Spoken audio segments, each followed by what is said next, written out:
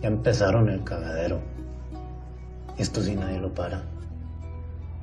Sin mí, nadie lo para.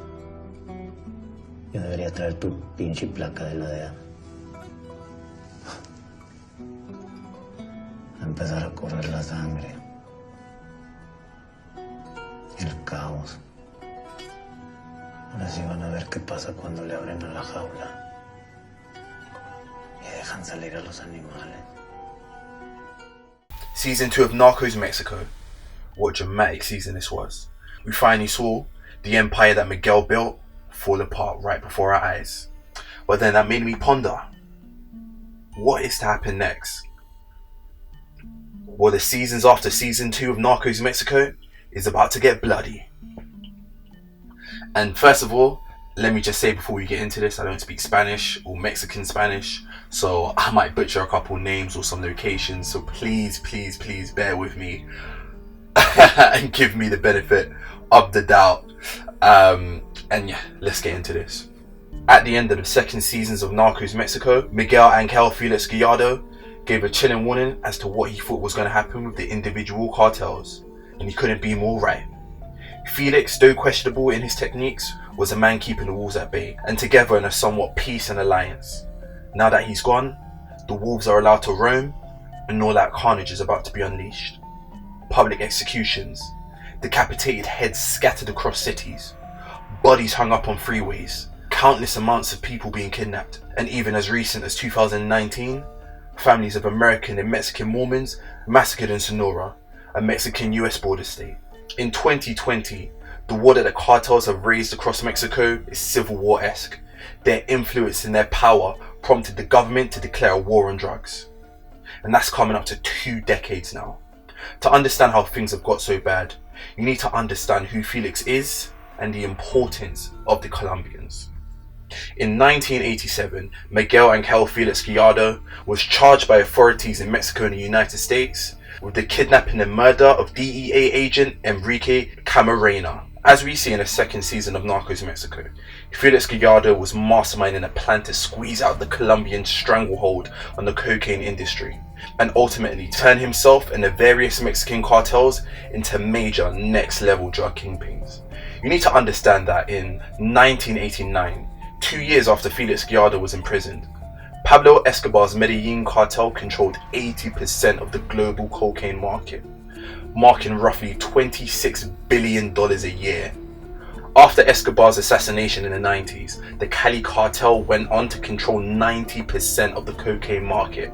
Felix attempted to outmaneuver such powerful cartels until he was betrayed, which, to be honest, you could see coming, after his years of backstabbing and betraying his once friends until he got to the top. Eventually, the Colombian cartels would fall in the early to mid-90s, leaving a massive void in a cocaine market that needed filling. Throughout season 2 of Narcos Mexico, we saw infighting between the Sinaloa and the Guadalajara cartels and the various plazas. And this void in the industry would make it 10 times worse. This is where the cartel wars really begun, and where the Sinaloa cartel, now operated by El Chapo, would eventually turn into the most profitable and arguably the most powerful of them all.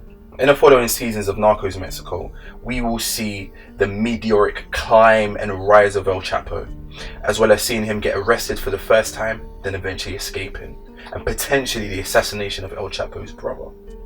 We'll also see Armando Carrillo Fuentes becoming the most powerful drug lord in Mexico, just as Felix predicted, as well as him being tracked by Mexican and US authorities, and the plastic surgery he took to avoid arrest, and his mysterious death.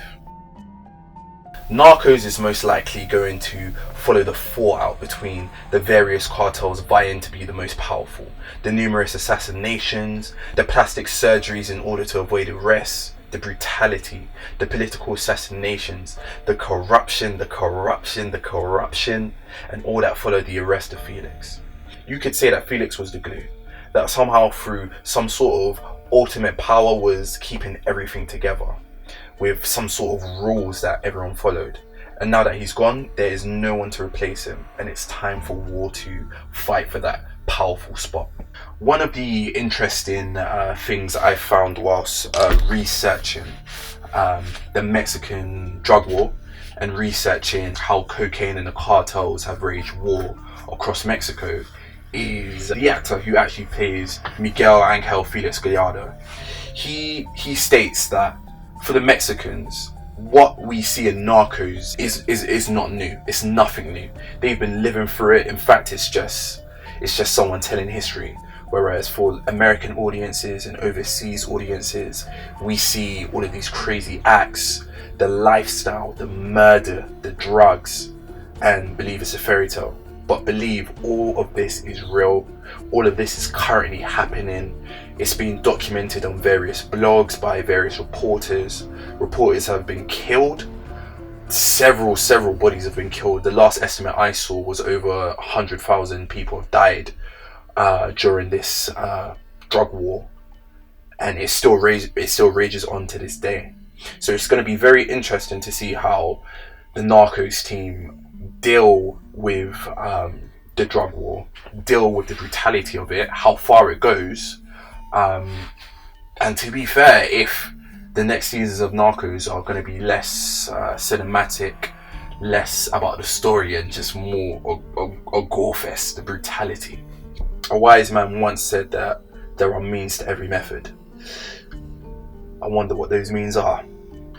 Thank you for listening. I know I touched on this very briefly. I just finished watching season 2 of Narcos Mexico, and I just felt like I needed to talk about it. I needed to get it out. So please let me know your thoughts as to what you think is going to happen in the next season of Narcos Mexico. If I've missed anything out, please let me know. Thank you so much.